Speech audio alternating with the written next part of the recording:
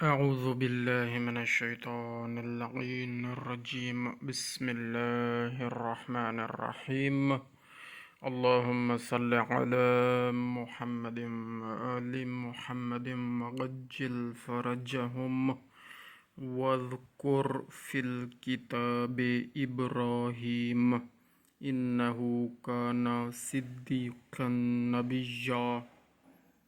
اور اے رسول صلی اللہ علیہ وآلہ وسلم، قرآن میں ابراہیم علیہ السلام کا بھی تذکرہ کرو، اس میں شک نہیں کہ وہ بڑے سچے نبی تھے۔ اذ قال لأبیہ یا ابت لما تعبد ما لا يسمع ولا يبصر ولا يغنی عنک شیئا۔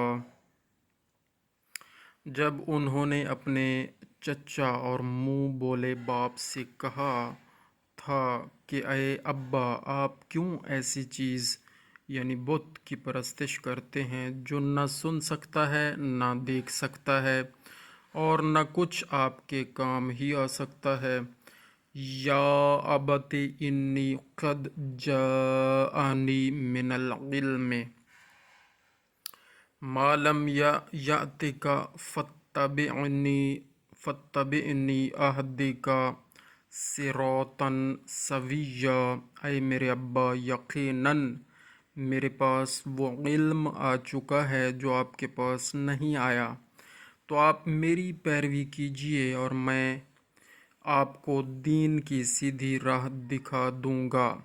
یا ابت لا تعبد الشیطان ان الشیطان کان للرحمن عصیا۔ اے ابا، آپ شیطان کی پرستش نہ کیجیے، کیونکہ شیطان یقیناً اللہ کا نافرمان ہے۔ یا ابت انی اخاف ان یمسک عذاب من الرحمن فتکون للشیطان ولیا۔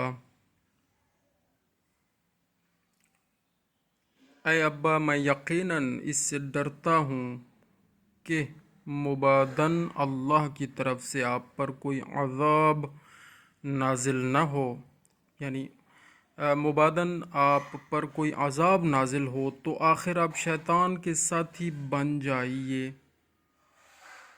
اللہ اکبر۔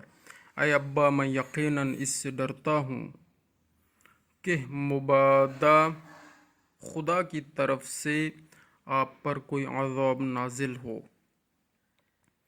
تو آخر آپ شیطان کے ساتھی بن جائیے، یعنی کہ ایسا نہ ہو کہ آپ شیطان کے ساتھی بن جائیں اور آپ پر اللہ کا عذاب نازل ہو جائے۔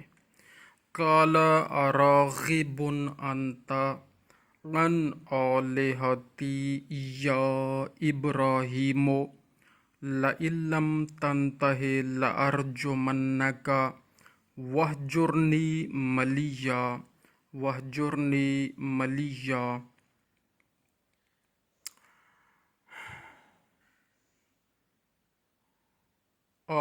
آزر نے کہا، کیوں اے ابراہیم، کیا تو میرے معبودوں کو نہیں مانتا؟ اگر تو ان باتوں سے کسی طرح باز نہ آئے گا تو یاد رہے میں تجھے سنگسار کر دوں گا اور تو میرے پاس سے ہمیشہ کے لیے دور ہو جا۔ قال سلام علیک سأستغفر لک ربی انہ کان بی حفیا۔ ابراہیم علیہ السلام نے کہا، اچھا تو میرا سلام لیجئے، مگر اس پر بھی میں اپنے پروردگار سے آپ کی بخشش کی دعا کروں گا، کیونکہ بے شک وہ مجھ پر بڑا مہربان ہے۔ اور یہاں پر قال سلام پر یہ نمبر 1 لگا ہوا ہے، حاشیہ میں اس کی تفصیل پڑھتے ہیں۔ حضرت ابراہیم علیہ السلام کا یہ تذکرہ ہے۔ یہ کہہ کر حضرت ابراہیم علیہ السلام رخصت ہوئے اور بابل سے کوہستان فارس میں آ کر 7 برس تک وہیں بسر کی زندگی۔ اس کے بعد پھر بابل میں آئے اور بتوں کی مذمت شروع کی اور آخر بتوں کو توڑا اور نمرود نے آگ میں پھینکا اور وہ گلزار بنی، اور جب اس دفعہ وہاں سے علیحدہ ہوئے تو حران میں پہنچ کر حضرت سارہ سے نکاح کیا، اور مع سارہ ان کے بھائی حضرت لوط کے شام کو روانہ ہوئے۔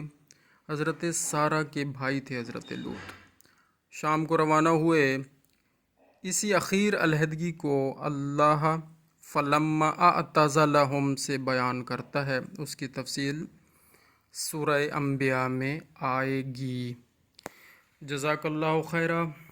یہ سورہ مریم پارہ نمبر 16 کی کچھ آیات اور اس کا ترجمہ ہم نے پڑھنے کی سعادت حاصل کی۔ اللہ تعالیٰ قبول و مقبول فرمائے، صدقہ جاریہ قرار دے، آمین بجاہ النبی الامین۔ اللہم صلی علی محمد و آل محمد وعجل فرجہم۔